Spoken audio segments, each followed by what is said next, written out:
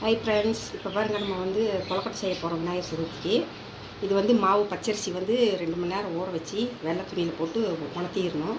உணர்த்திட்டு ஈரம் கொஞ்சமாக இருக்கும்போது மிஷினில் கொடுத்து அரைச்சி எடுத்துகிட்டு வறுத்து ஜலிச்சு வச்சுக்கணும். அந்த மாவு கொலக்கட்டை மாவு இப்போ அதில் கொஞ்சம் உப்பு போட்டுக்கலாம். உப்பு போட்டு தண்ணி கொதிக்க வச்சுருக்குது. சுடு தண்ணி கொதிக்க எவ்வளோ தண்ணி தேவையோ அவ்வளோ ஊற்றிக்கலாம்.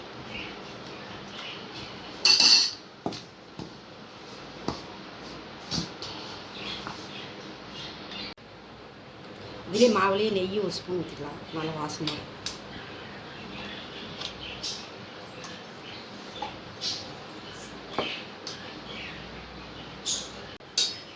மாவு சூடாக இருக்குது, கொஞ்சம் ஆறுன வாடி தான் கை வச்சு பண்ணணும். இப்போ மாவு பாருங்கள், நல்லா ஒட்டாமல் பாருங்கள், நல்லா கரைஞ்சாச்சு. கையில் ஒட்டக்கூடாது, ஒட்டுனா கரெக்டாக வராது. பாருங்கள், மாவு நல்லா வந்துச்சு. இந்த மாதிரி கரைஞ்சி வச்சுக்கணும். கொஞ்ச நேரம் இது அப்படியே ஃபோனை ரெடி பண்ணிக்கலாம். இது இன்னொரு வகை கொலக்கட்டை. பச்சரிசியும் பாசி பருப்பும் கழுவிட்டு துணியில் உலர்த்திட்டு ஈரத்தெல்லாம் தொடச்சிட்டு அடுப்பில் வச்சு வறுத்துட்டு பொடி பண்ணி பவுட்ரு பண்ணி ரவையாட்டம் பவுட்ரு பண்ணி சலித்து வச்சுக்கணும். இது இப்போ குக்கரில் வேக வச்சுக்கலாம். இதை 1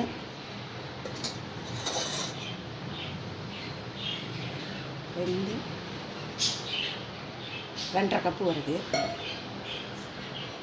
தண்ணி ஊற்றிக்கலாம். 5 கப்பு தண்ணி ஊற்றிக்கலாம். 1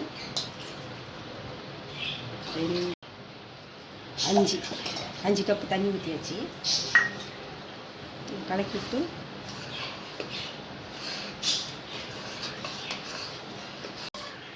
பாருங்கள், 2.5 கப்பு மாவு 5 கப்பு தண்ணி ஊற்றி கலக்கியாச்சு. பச்சரிசி 1 டம்ளர், பாசி பருப்பு 1 டம்ளர் போட்டு கழுவிட்டு அதை வறுத்துட்டு பவுட்ரு பண்ணி சலிச்சுக்கணும். சலிச்சுட்டு இது 2.5 கப்புக்கு 5 கப்பு தண்ணி ஊற்றியாச்சு. இப்போ இதை வேக வச்சுக்கலாம் மூடி போட்டு.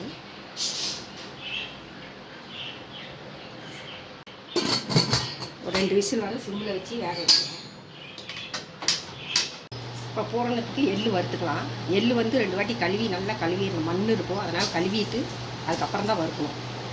இல்லை எல்லாம் மண் நரன்னு சாப்பிடவே முடியாது. 2-3 வாட்டி நல்லா கழுவிடணும். நல்லா வறுத்துக்கலாம். ஈரம் போக நல்லா சடன்னு சத்தம் வரும்போது எடுத்துக்கலாம். இப்போ எள்ளு பொரிய ஆரம்பிக்கிட்டு பாருங்க. நல்லா பொரியணும். சடை நல்லா சத்தம் வரணும். எள்ளு பொரியணும்.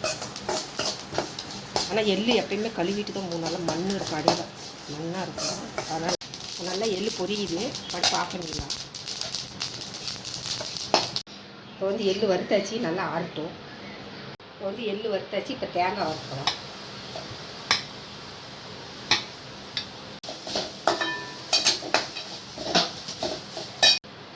நெய் 1 ஸ்பூன் ஊற்றலாம்.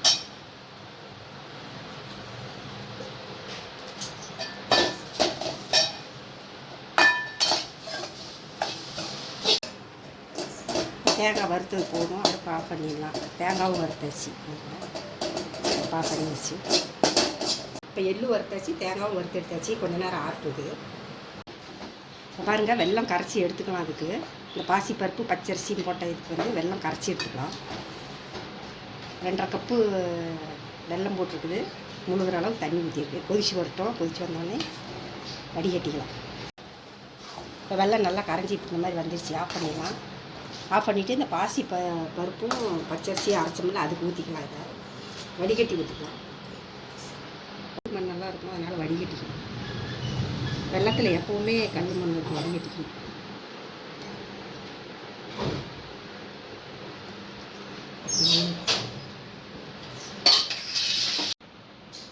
இப்போ பாருங்கள், எள்ளு பொட்டுக்கல்ல சர்க்கரை எல்லாம் அரைச்சாச்சு.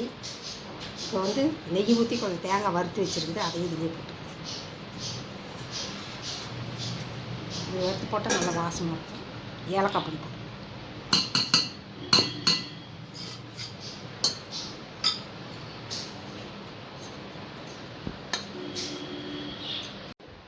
இப்போ பாருங்கள், பூர்ணமெல்லாம் ரெடி ஆகிடுச்சு. இதில் மாவு தடவி கொலக்கட்டை ரெடி பண்ணி ஆவியில் வேக வச்சுக்கலாம்.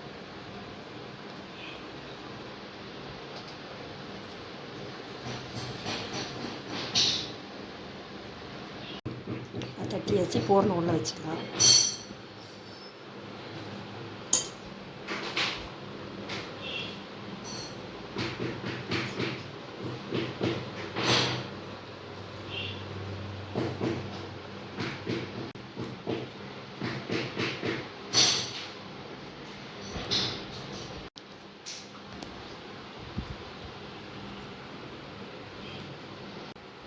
இப்போ பாருங்கள், கொழுக்கட்டை மாவு உள்ள பூரணம் வச்சு ரெடி பண்ணியாச்சு. எப்படி அழகாக வந்துருக்கு பாருங்கள். இந்த மாதிரி எல்லாம் செஞ்சு எடுத்துக்கலாம். இந்த மாதிரி எல்லாம் செஞ்சு எடுத்துக்கலாம். இப்போ பாருங்கள், கொழுக்கட்டைலாம் இந்த மாதிரி ரெடி பண்ணி வச்சாச்சு. இப்போ இது வந்து ஆவியில் வேக வச்சு 7 நிமிஷம் விட்டு எடுத்துக்கலாம். சூப்பராக வெந்துடும் கொழுக்கட்டை.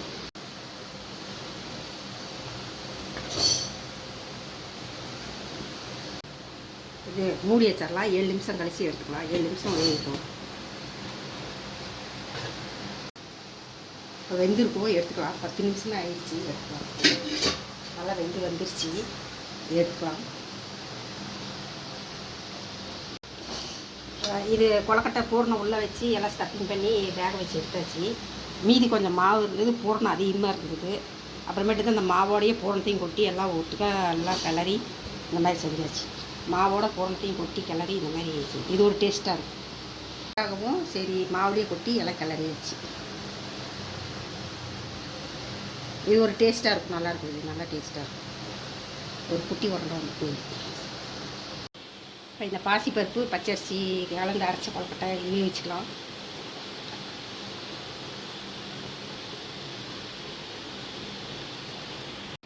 இப்போ பாருங்கள், இந்த 3 விதமான கொழுக்கட்டையும் சுண்டலும் தயாராகிடுச்சு.